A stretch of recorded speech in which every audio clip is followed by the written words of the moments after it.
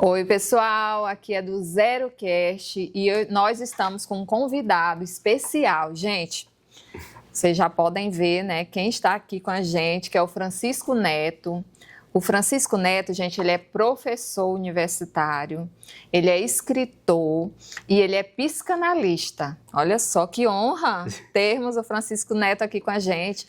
Então, nós vamos contar sobre toda essa trajetória do Francisco Neto e os desafios que ele encontrou nesse percurso dele, não é mesmo?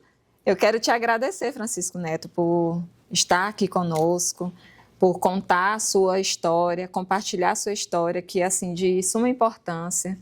E quero te agradecer por ter aceitado o nosso convite. Eu que te agradeço, Janete, e também já quero dar um oi para todo mundo que está nos assistindo. E para mim é que é um prazer, é uma honra. Eu já acompanho o teu podcast e eu gosto muito. Inclusive, esse nome do Zero, eu acho que é muito inspirador. Você está de parabéns. E esse podcast já é e vai ser ainda muito mais sucesso. Obrigada, muito obrigada. Então, assim, hoje nós temos a oportunidade também de conhecer essa história do zero do Francisco Neto, né? Como que tudo começou. E a gente quer saber, primeiramente, Francisco Neto, conta quem é o Francisco Neto. Além de, né, ser escritor, professor universitário, conta pra gente um pouquinho, assim, um pouquinho da vida pessoal dele, né, gente? Então, Janete, eu sou pai de 2 meninos, que é o Theo e o Ravi. O Theo hoje tem 4 anos, o Ravi tem 2 e sou esposo da Ana Paula. E além de tudo, eu gosto muito de leituras, gosto de livros, gosto de fazer muitas coisas legais e também de acompanhar projetos de sucesso como é o seu podcast. Ah, que bom, gente. A Ana Paula é linda, gente. Os filhos dele também é lindo. São 2 meninos. Eu tive 3. O Francisco Neto teve 2, né? Não veio a menininha. Queria uma menininha ou... Eu queria ser pai. Olha. Eu queria ser pai e também, assim, queria estar aberto às possibilidades. Eu não gosto muito de ficar roteirizando o meu futuro. Eu gosto das surpresas, eu gosto de boas surpresas e gosto de vivê-las quando elas aparecem. Isso é bom. Isso é muito bom, porque os meninos, eles já têm um companheiro, né, para brincar futebol, brincar de bola, e realmente os filhos te motivaram? Demais. Nessa questão de fazer o livro. Conta pra gente, eu já estou atropelando tudo aqui. É porque a gente já quer começar falando e eu já estou atropelando. Mas conta pra gente como que começou essa ideia do teu primeiro livro. Janete, antes de tudo, como eu te falei, eu gosto que quando as coisas acontecem na minha vida, eu gosto de vivê-las ali no calor do momento. Eu vou redefinindo rota. Então, o meu primeiro livro eu escrevi foi em 2018, sobre a vida e outras coisas, uma coletânea de 17 narrativas, 17 contos. E aí depois, em 2021, veio o segundo livro, que é A Beira do Araguaia, que é um projeto que eu tenho muito carinho. É uma coletânea também de 14 narrativas. E aí, o que acontece? Nessa época, nasceu o Theo, né? Que foi meu primeiro filho. E aí, os meus olhos abriram, eu queria escrever uma história para contar para ele um dia, né? A gente conta a história dos outros, né? Livro dos outros, mas eu queria uma história minha. E a gente tinha adotado um gato que era o Dom. Inicialmente ele era um gato muito arredio, porque ele era um gato de rua. Eu tenho várias mordidas na perna, que ele mordia mesmo, arranhava. Só que a gente foi dando carinho, dando amor, e com o tempo ele foi ficando manso. A gente ia para a cozinha, ele ia. Para a sala, ele ia também. Meu Deus. E eu fiquei pensando assim, Janete, se o carinho, se o amor, o cuidado transforma até um animal, no sentido de, né? Quanto mais isso tem poder na vida das pessoas. Então eu queria algum dia contar a história do Dom. Então juntou as duas coisas, a vontade de contar uma história para o Theo e a vontade de escrever sobre o Dom, e nasceu o livro O Gato Dom. Foi meu primeiro livro infantil. E depois disso eu só escrevo histórias infantis. Então a chegada dos meninos na minha vida redefiniu praticamente todos os meus interesses. E hoje eu só escrevo literatura infantil. Isso é interessante porque, assim, a gente quando tem filhos, realmente muda alguma coisa dentro de nós. Então, realmente casou perfeitamente. E eu fiquei sabendo, Francisco Neto, que o Gato Dom, né? Ele ficou no top na Amazon, foi isso? No top 10, é assim que fala? Foi o outro livro, sabe? Porque foi... não foi esse, não. Não foi esse. Tá. Porque um dia, como o Dom era um gato de rua, ele tinha lá um vírus, um dia esse vírus se desenvolveu e a gente teve que fazer uma eutanásia. Ai, né? que sofrido. E aí eu sou do tipo que eu fiquei lá chorando tal, pelo gato, né? Tava naquele processo de luto e eu resolvi escrever também sobre isso, né? Sobre esse momento. E eu até achava que não tinha valor literário, que aquela história, achava que era bobice, sabe? E eu ia colocar o PDF na internet, porque a minha vontade era falar do que eu estava sentindo e compartilhar aquilo com as pessoas. E aí a editora falou o seguinte: a gente tem interesse em publicar. E olha que doido isso, Janete. Porque a editora que bancou tudo. Foi o primeiro livro de literatura do Tocantins a ser publicado em 3 formatos, né? Que foi impresso, digital e audiobook. Hoje está disponível em vários lugares. E ele entrou no top 10 da Amazon, né? Olha só, que interessante. E interessante, assim, que essa história que você falou do sofrer por um animal, tem gente que pensa que gente, não é bobeira, a gente sofre de fato, né? A ausência, eu já perdi um gato, eu já perdi uma gatinha que eu também amava muito, e a gente sofre real mesmo. Então, assim, você expressou seus sentimentos, né? E assim, as crianças... Eu tenho certeza que quando leem, né, algumas pessoas que já perderam também um animalzinho devem sentir a mesma coisa. As pessoas se identificaram. E isso que você está falando é interessante porque antes disso eu tinha conversado com algumas pessoas e geralmente tem vergonha de dizer que está sofrendo porque perdeu um bichinho de estimação. Para a psicanálise, Janete, é assim, o luto não tem quilate, sabe? Você pode sofrer por uma pessoa. Você pode, como também pode não sofrer por uma pessoa e sofrer por um animal. Você pode sofrer por um ideal que você tinha e que você não conseguiu realizar, você teve que abrir mão. Tudo isso para a psicanálise é luto. E aí, se você não fizer o luto, vai juntando um monte de luto, chega uma hora que você faz uma depressão, que você não consegue sair dela. Tanto é que quando o Dom morreu, algumas pessoas, querendo me consolar, falaram o seguinte: arruma outro gatinho. Como se fosse substituir, né? Só que o luto você tem que viver, porque se você não viver... O Freud dizia uma coisa interessante: aquilo que você joga pela porta, volta pela janela. Então, os lutos que você tem que fazer, se você não faz, uma hora a conta chega. Então, eu trabalhei esse livro como uma maneira também de mostrar, assim, para quem quiser, né? Não tem vergonha, você não coloca isso na balança. Luto é luto. Luto é luto, é verdade. Sobre essa questão do vivenciar esse luto, Francisco Neto, o que você me diz, baseado na psicanálise, isso pode adoecer o físico?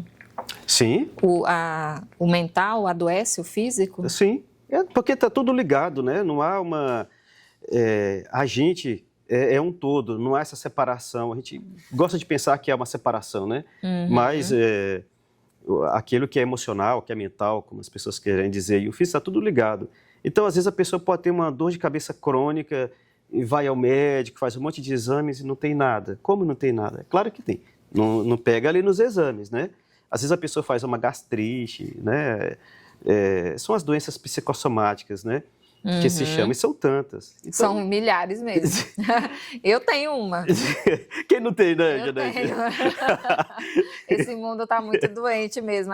Eu tenho uma fibromialgia.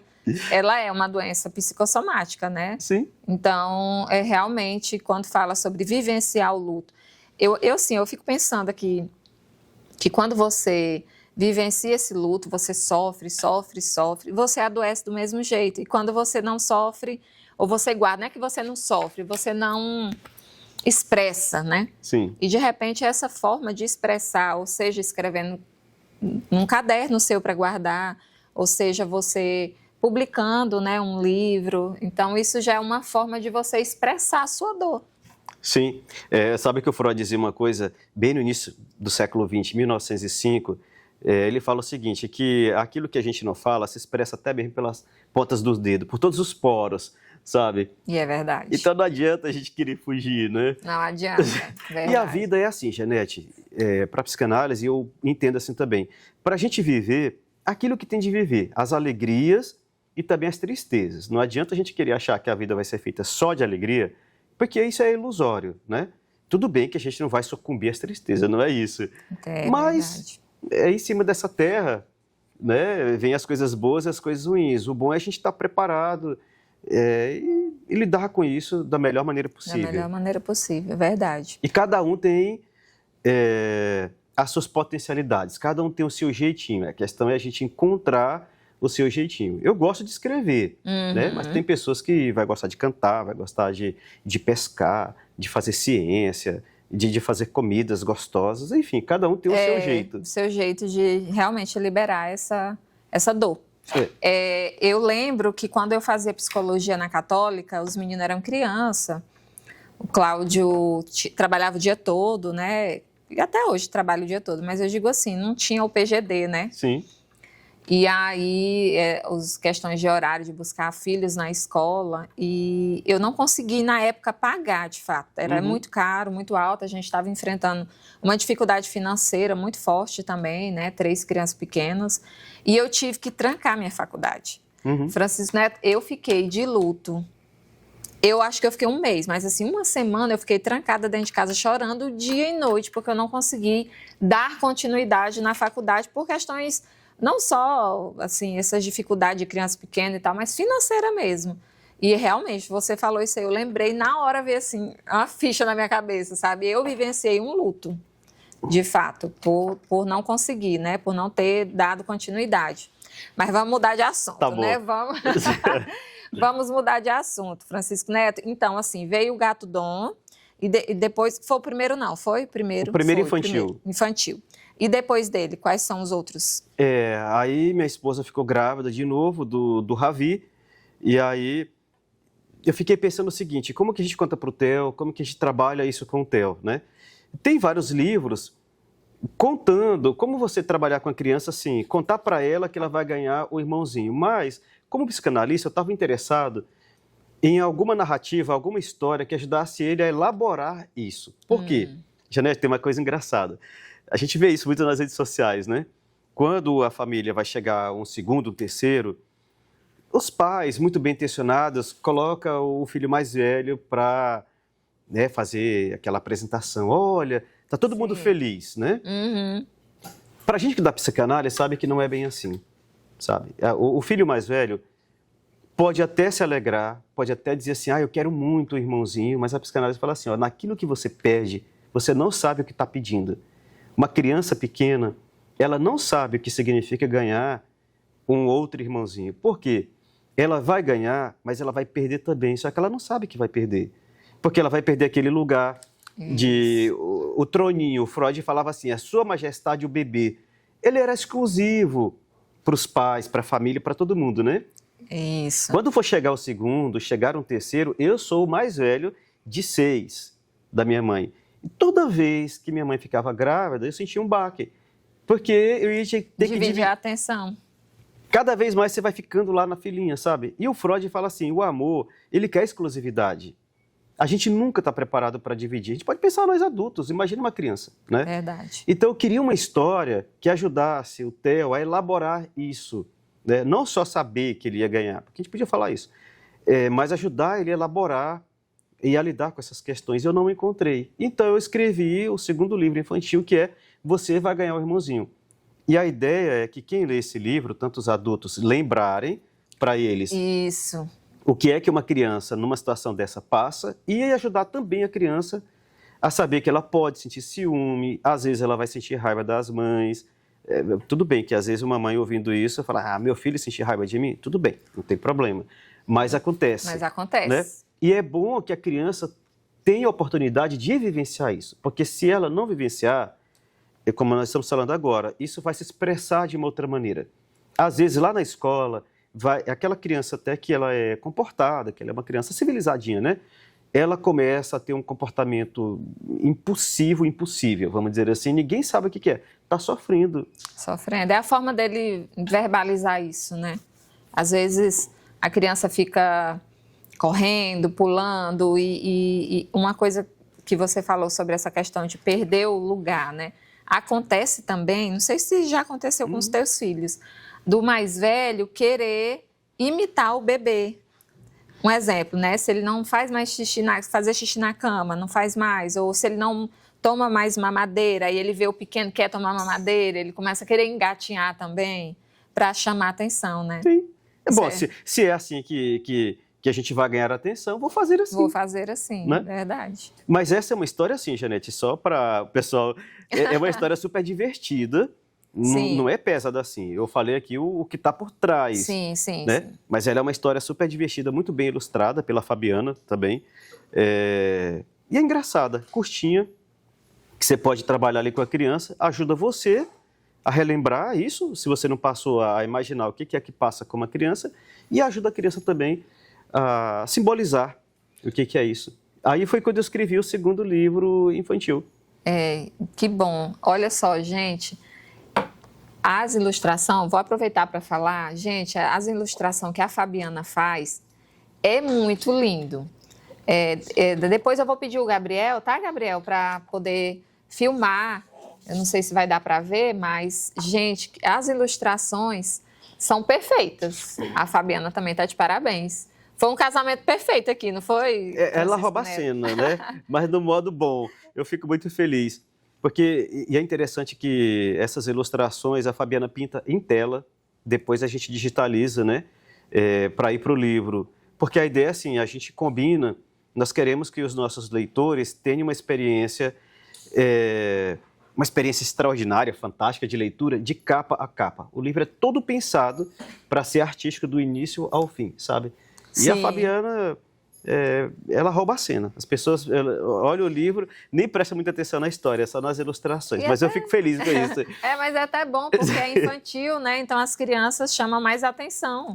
Dos adultos também, né? Fica mais chamativo. Você pode ler a história só seguindo as ilustrações, sabe? Então, é um trabalho fantástico.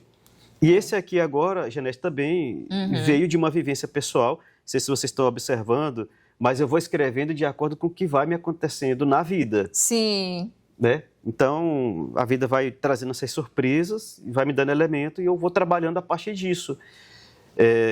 Quando o Theo nasceu, ele tinha mais ou menos já 1 ano, eu estava indo para a faculdade e aí, de manhã cedo, assim, eu parei no sinal e o que eu vejo, né? Uma mãe segurando o seu bebê, o meninozinho chorando e ela balançando para lá e para cá. Aí ela tira o peito, né, e dá para ele a maneira dele se acalmar. E estava no meio-fio, os carros passando daqui, o carro passando daqui também. O pai segurava um cartaz, né, pedindo, e aí depois eu descubro que era uma família de imigrantes venezuelanos. Então, aquilo me impactou tanto, Janete, porque assim, uma família longe do seu mundo conhecido, longe da sua língua materna, longe dos seus povos, né, como a criança. Muita gente acha que uma mãe leva o filho para o sinal só para poder sensibilizar as pessoas e ganhar dinheiro. Ainda que isso seja verdade, mas será que uma criança e uma mãe merecem passar por uma situação daquela? Então, eu fiquei pensando assim, meu Deus, nós estamos tudo em cima dessa terra, isso não é possível. E aí depois eu descobri uma pessoa que trabalha com essas famílias que, para aqueles povos, eles acreditam que o melhor lugar que uma criança tem para estar é com a sua mãe. Então, o Conselho Tutelar já tinha feito intervenção, tudo mais, mas foram conversar com o líder, né, daqueles povos, e aí ele explicou isso. Então, aquela mãe estava pagando um preço muito grande por estar segurando o seu filho ali, porque eles acreditam que o melhor lugar que o filho pode estar é com a mãe. Então, às vezes a gente olha assim e acha, estão só querendo... Não é, às vezes a gente não sabe o que está por trás. Mas mesmo assim, a gente tem condição de criar os nossos filhos, de dar o melhor que a gente pode, né? Mas será que as outras crianças, a gente não vai se importar com a situação delas? É verdade. E aí eu quis escrever porque aquilo me mexeu muito, me doeu muito. Olha, que bom, né? E são essas escritas, esses livros que vêm da nossa, né, vivência, que de fato transmite algo verdadeiro. Né, algo que o leitor ele vai, às vezes, se identificar também, né? Porque também fala muito sobre a desigualdade social, né? Sim. Porque enquanto uns têm muito, outros já não têm tanto, e esse é o nosso mundo, né? Tem um finalzinho, eu posso ler? Pode, o verso com final? certeza, sim. O último verso é uma narrativa, é uma história, mas no final tem um verso que é assim, ó. Nem todas as crianças enfloram neste mundo. Mundo com seus mundos. E se assim, de repente, a Terra se tornasse o lar de todo mundo. Olha, que bonito isso, hein? Ficou perfeito, Francisco Neto. Gostei muito.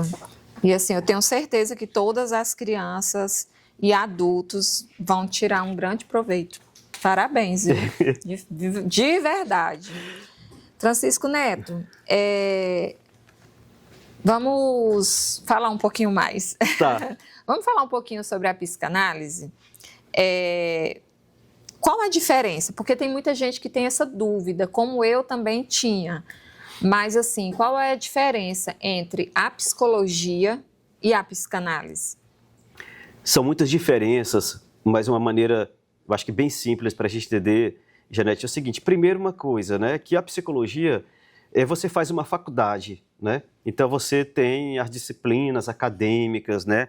Os livros, manuais, enfim, toda uma produção na área da psicologia, mas ela é uma formação acadêmica, né? O psicólogo, quando sai dali, ele vai ter um registro no conselho, ele tem um diploma que o autoriza a ser um psicólogo, né? Sim. Então, vamos dizer assim que a psicologia, ela vai dar um tratamento que, às vezes, claro que vai ouvir as pessoas individualmente, né? Mas a psicologia pode dar conselhos, pode fazer um tratamento, um protocolo que é igual para todo mundo. Numa situação X, a gente faz assim, né? Tem mais padrão. Uhum. A psicanálise, a formação do psicanalista não é como a formação do psicólogo. Pode ser psicólogo, pode ser médico, pode ser de qualquer outra formação. A pessoa tem que seguir uma formação específica, fazer uma formação específica, que é chamada tripé.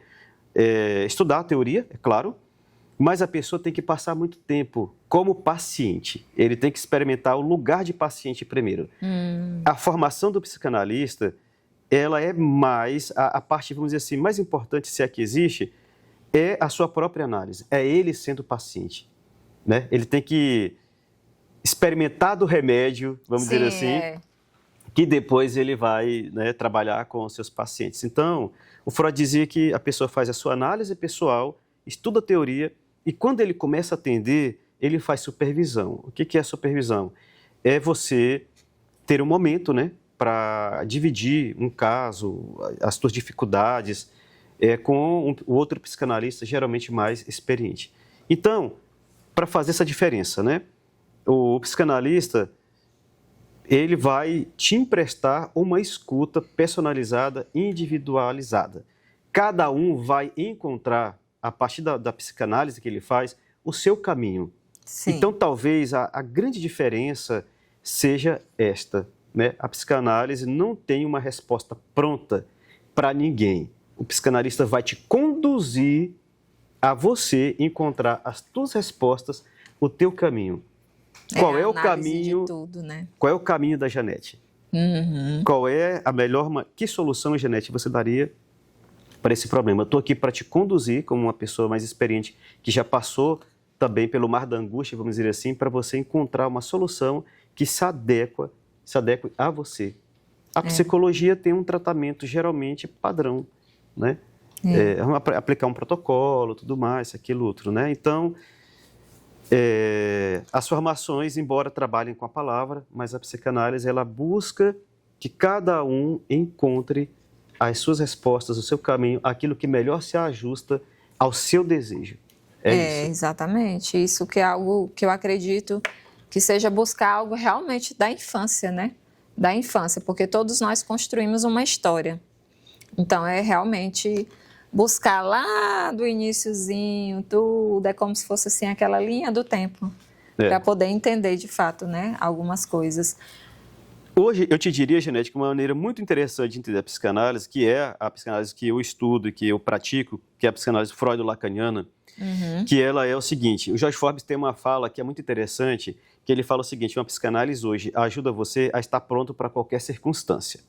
Então, a gente trabalha muito a questão da infância, quer dizer, é a história que você traz, eu vou te ajudando você a contar a sua história. E, às vezes, a recontar a tua história. Mas, hoje, uma pessoa que faz psicanálise, que faz uma análise, o que ela pode ganhar? Ela pode ganhar flexibilidade para ela ser o que ela deseja ser, sabe? O Freud falava o seguinte, que uma psicanálise está indicada para quando uma pessoa está sofrendo e ela não está dando conta de resolver esse sofrimento sozinha. Então, o psicanalista vai te ajudar naquilo que você não está dando conta sozinha, né? E aí, hoje, uma pessoa, ela ganha essa flexibilidade, ela ganha leveza e ligeireza para levar o projeto de vida que ela tem adiante. Você, por exemplo, gosta de trabalhar com podcast? Então, que você seja a melhor Janete possível que você possa ser. Você gosta de escrever livros? Então, que você possa ser o escritor que você deseja ser. O que é que você quer para a sua vida? Uma psicanálise hoje te ajuda a chegar lá com a tua assinatura, sendo você, não seguindo fórmula pronta para todo mundo, mas você a encontrar a sua marca pessoal. O individual mesmo de cada um, né? E assim, Francisco Neto, diante de toda essa tua trajetória, seja como professor, psicanalista, ele é doutor, gente, é doutor, então assim, escritor, conta um pouquinho assim dos desafios que você já enfrentou nessa tua caminhada. Um monte de desafios que tudo me faz ser o que eu sou hoje, né? Porque, cortando aqui um pouquinho, é porque hoje a gente vê, né, o Francisco Neto já com esse sucesso todo que mas a gente não sabe, assim, desse caminho tortuoso que todos nós enfrentamos, né? Porque às vezes a pessoa vê alguém ali bombando na internet e tal, e pensa que foi da noite para o dia, né? Então, assim, a gente está curioso de saber um pouquinho dessa tua caminhada. Eu cheguei em Araguaína quando eu estava completando 16 anos, exatamente no dia que eu estava completando 16 anos. Eu saí de casa aos 15 anos, então, antes de chegar a Araguaína, eu tinha morado numa outra cidade, com uma família que era muito amiga da minha, né, da minha família. E aí eu vim para Araguaína, que para mim era uma cidade grande. Né? Eu lembro que quando eu cheguei na Cônigo Jolima, a primeira vez que eu vi aquele prédio ali da Caixa, que antes era... O Palácio das Acácias. Exatamente, e eu olhei para cima assim, eu fiquei maravilhado com aquilo, sabe? Porque, meu Deus do céu, eu não sabia que... Então aquilo era grandioso, Araguaína era muito grande para mim, que venho da roça, do sertão, como as pessoas queiram chamar, né? Morava numa vilazinha, então... Aqui no Tocantins? No Pará. No Pará. Era no Pará, não tinha energia, não tinha televisão, a televisão era... Quando tinha energia na escola, as pessoas estavam estudando à noite, porque era o motor, que ligava o motor para gerar energia, né? Aí tinha uma televisão pública, todo mundo ia para lá assistir, era assim. Então, telefone, essas coisas, não tinha. Se não tinha energia... Não tinha, Né? Água gelada que você toma, as pessoas não tinham, a não ser que tivesse uma geladeira a gás, era isso. E aí eu chego a Araguaína, no ano 2000, completando 16 anos, e eu fui morar aqui sozinho, né? Graças a Deus eu já vim com emprego, então eu já ganhava um salário, na época isso era muito bom. Olha, é bom. Mas aí eu fui morar sozinho, né, num quarto, assim, era só um quarto mesmo, né? E aí eu dormia no chão, tinha lá o colchão que eu dormia no chão, fazia minha comida, lavava minha roupa, e aí eu estudava e trabalhava, então eu tinha que me virar sozinho. Para mim foi muito difícil, porque eu era muito apegado à minha família, era a primeira vez que eu estava longe de todo mundo, longe do mundo conhecido. E teve coragem também, né? Mas, Janete, eu tinha sonhos. E eu sabia que para alcançar os meus sonhos, então, com alegria, eu pagava, vamos dizer, esse preço, né? Porque era uma solidão danada. Eu tinha medo de repente, me desviar com os atrativos da cidade e não chegar onde eu queria. Então, mas ao longo desse caminho, eu fui encontrando pessoas que foram me abrindo portas, que foram, assim, me dando uma ajuda, dando uma mão, né? E eu fui aproveitando essas oportunidades. Por exemplo, eu sou concursado na UFNT, né? Eu concursado com o Servidor Público Federal, já vai fazer 20 anos. E a inscrição do meu concurso foi um colega, um amigo, que pagou para mim, porque na época eu já não tinha dinheiro. Chegou um certo momento, Janete, eu estava trabalhando numa empresa, ia fazer 4 anos, eu fiquei pensando assim, meu Deus, mas eu vou passar minha vida inteira aqui, eu não tenho para onde crescer. 4 anos, fui de um salário para 1,5 salário. Eu falei, não é isso que eu quero para a minha vida, eu tenho que fazer qualquer outra coisa. Aí eu fiz vestibular, passei para entrar na universidade, e aí chegou um dia que eu cheguei para o patrão e falei o seguinte, eu quero as minhas contas. Ele falou assim, como assim? Eu falei, não, eu não quero mais trabalhar aqui. E eu não quis nem cumprir aviso prévio, sabe? Olha. E eu peguei os meus direitos, porque ele fez acordo comigo e tudo mais, eram pessoas bacanas, né? E eu peguei esses direitos, Janete, para poder me sustentar enquanto eu estudava para concurso. Então, eu passei um ano sem comprar roupa, sem comprar calçado, sem comer fora, sem nada. Só para me sustentar mesmo. Então, eu pagava inscrição em concurso, viajava para fazer prova, eu fiz, eu acho que umas 2, e o dinheiro acabou, porque era pouco. Aí, o concurso que eu passei é porque esse colega que foi o teu esposo, Cláudio, Oh, meu Deus! que pagou para mim, né? E no dia da prova ele falou assim, vai lá fazer e tal. E eu fui, porque eu falei, alguém pagou, acreditou em mim, então eu fui. E aí foi o concurso que eu fui aprovado. Nesse intervalo, eu já tinha avisado para minha mãe, eu falei, pode vir me buscar, eu não dou conta mais, eu vou voltar para a roça. Mas a minha mãe me conhecia. Ela falou assim, a roça não é o teu lugar. Eu sei que não é. Que bom que ela te incentivou. Né? Aí ela ia me levar para uma outra cidade, morar com parentes, e aí eu recebi a notícia de que eu tinha passado no concurso. Não, e deve ter sido assim aquela alegria, hein? É, uma alegria, sabe, a gente nem acredita. É algo assim, realmente. Eu falei assim, não, deixa eu ver quando o primeiro salário cair na conta, porque vai que foi um erro. A gente tem dificuldade de aceitar as coisas boas, sabe? É verdade. Então nem tudo cai do céu. Nem tudo cai do céu. Sempre tem uma história realmente ali por detrás de um sofrimento, ou mesmo que a pessoa não tenha sofrido tanto, mas teve uma persistência, né? Não desistiu. Olha só, se tu tivesse voltado, né? Tivesse se rendido, mas também teve decisões corajosas que você tomou para poder seguir em frente e hoje está aí, né? Com sua família, estabilidade financeira também e crescendo cada vez mais. Isso é muito importante, gente. Não desistam, viu? Gente, que papo bom. Mas antes da gente encerrar, eu quero pedir para vocês compartilharem, tá? Compartilha com os amigos de vocês, manda nos grupos. Tem o link também, tá? Que a gente vai colocar aqui do Instagram, para vocês seguirem também o Instagram do ZeroCast. E assim, gente, tenho certeza que vocês vão só ganhar com essa história, né? Só ganhar, compartilhando com os amigos de vocês, para eles também não desistirem, continuarem, tá? Se inspirarem aqui na história do Francisco Neto. Não é isso, Francisco Neto? Eu fico muito feliz de poder compartilhar isso, Janete, porque assim, às vezes a gente olha para uma pessoa, a gente não sabe do caminho que a pessoa passou, né? Mas eu conto isso para falar também da gratidão, né? Eu não cheguei aqui sozinho, eu não me fiz e não me faço sozinho, eu sempre tive pessoas que me ajudaram. Agora, quando as pessoas me ajudam, Janete, eu procuro fazer valer a pena, sabe? E eu sou do tipo assim, desde a época, né, lá que eu morava na roça, eu prefiro me arrepender das coisas que eu faço do que me arrepender das coisas que eu não faço. Então, às vezes eu tenho medo, né? Às vezes eu fico em dúvida, mas eu procuro não deixar isso me paralisar, de jeito nenhum, né? Como você já viu aqui, eu vivo as minhas angústias, vivo aquele momento, porque eu sei que depois dali eu vou sair mais fortalecido e eu encontro um caminho, né? E quando as pessoas me ajudam, eu faço valer a pena. E não me paralisar pelo medo. Eu não sou muito corajoso no sentido nato, né? Mas eu tenho, acho que, mais medo de me arrepender de ter deixado uma boa oportunidade passar na minha vida, e isso é que me dá coragem. Isso não é ser corajoso, então. Não sei o que é ser corajoso, então. Realmente, a nossa vida requer coragem. Porque senão a gente fica estagnado ali no medo, né? E se? Então, eu realmente também sou assim. Eu prefiro me arrepender do que eu fiz, do que eu tentei. De repente, eu ficar pensando, será que se eu tivesse tentado, poderia ter dado certo ou não, né? Mas assim, Francisco Neto, se não fosse o Francisco Neto, se eu não fosse escritor, psicanalista, formado, professor, o que seria uma outra profissão que você gostaria?